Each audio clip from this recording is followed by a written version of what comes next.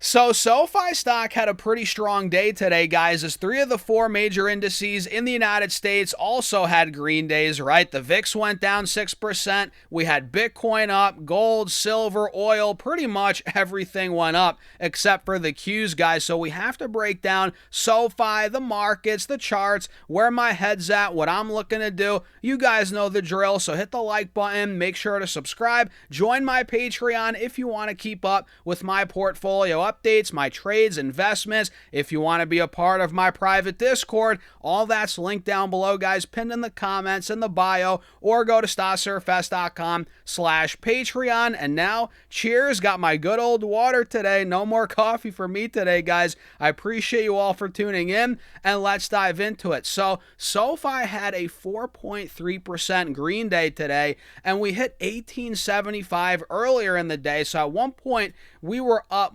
about 6%. So SoFi ripped in the pre-market at open, and then we pulled back midday and kind of consolidated into close, and now we're up even more in the aftermarket. We closed at 1842, and now we're at 1855 in the aftermarket, up around another 1%, 0.75%, 1%. So SoFi had a pretty good day today, as every index in the U.S. market was up except for the NASDAQ. Like I said, the Russell went up 0.5%.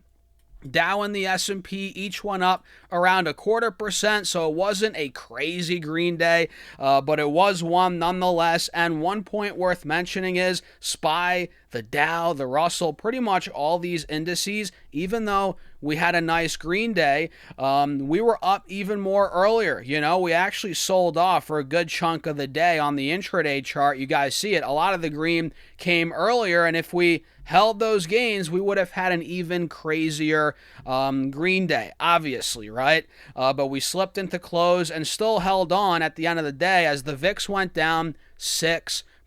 And going back over here to SoFi stock, we closed at 1840. By no means are we out of the woods yet, but we continue to test major resistances. And here we are again, guys. We can see on the 1 hour time frame, $18.50, $18.75, $19. This has been resistance since the beginning of this month for SoFi. And the good thing is we've held pretty much $18 all month. It's not like we popped into August, which we did, or late July, early August. It's not like we popped into August and then lost all the gains like SoFi has been doing. It can't hold any gains. We actually popped into August and we've been holding the gains, from that big move post earnings, which we initially lost. The stock lost value after earnings, and then we got a lot of buying pressure to push it from $14.80 back to $18. So this looks pretty good, man, price action wise. The fact that we've been consolidating and the fact that, today we had a 4 or 5% green day leads me to believe, we're potentially putting in a bottom here and approaching the breakout spot again. And we might actually break out sooner rather than later, but we're not actually breaking out yet. So keep that in mind. We haven't gotten the confirmation yet, but the key word there is yet, right? Keep that in mind. And we can see $18.50, $19 not only has been a resistance the last couple of days, but you guys know the last couple of months. Everybody knows that at this point. And now that we're testing $18.50, $19 again, we're testing the multi-month resistance from back in, all the way from back in February, right? And at this point, we've just been consolidating all year. You guys all know that. There's no need for me to say that. You know that. And each time it gets close to 19, we get excited. We get, we're ready for the breakout, and eventually it will break out, but, we've been disappointed many times. So we can't get our hopes up way too much because, obviously, like I said, we're not confirming the breakout quite yet, but it could be coming. It could be coming, and this is the spot to watch. We have a cup and handle arguably in the making here on SoFi. 19 needs to break. 20 needs to break. And I just have a feeling if that happens, in my opinion, when that happens, we're going to see this stock fill the gap to $25 pretty quick. $23 to $25. I think it makes that move fairly quickly, right? So SoFi, set your alerts, get ready. I'm long. I'm waiting to add more on the actual breakout. I'm waiting for that confirmation, guys. Let me know your thoughts in the comments as always, and hit that like button. Make sure to subscribe, hit that follow button if you haven't done so already. I appreciate you all for tuning in as always. So with that being said, let's talk about Moderna today, which saw oh my gosh, guys, Moderna saw a squeeze that I haven't seen in years. Listen, I'm sure there have been short squeezes, maybe on smaller companies that I missed. But Moderna, I mean, I forget the market cap. It can't be that small. I mean, yeah, it's collapsed since COVID. But man, this stock was at 20, 30 bucks a couple months ago, back in the end of 2025, early 26.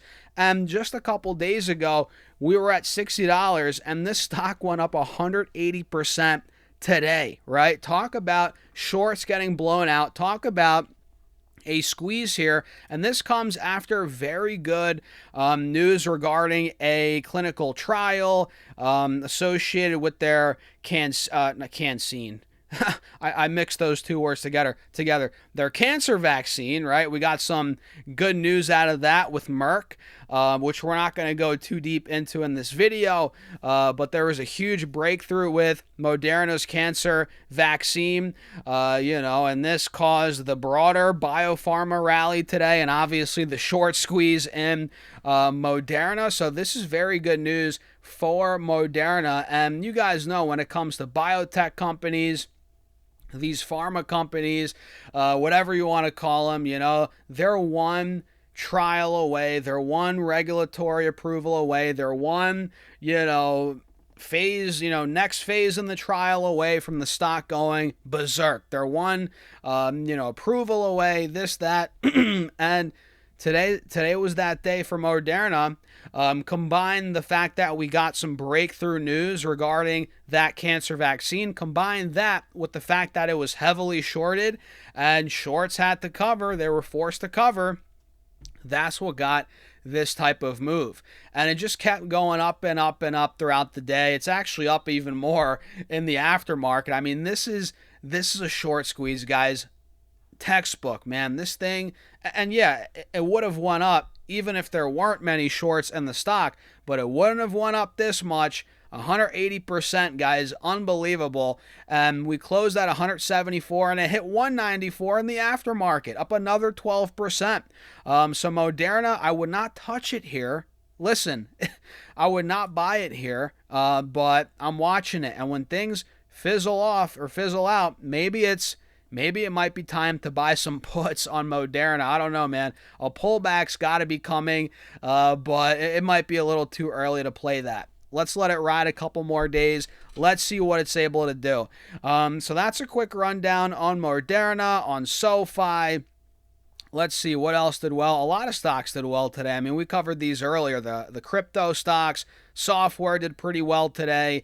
The Robinhoods, the Coinbase, the CRMs, Adobe, ServiceNows, all did pretty well today.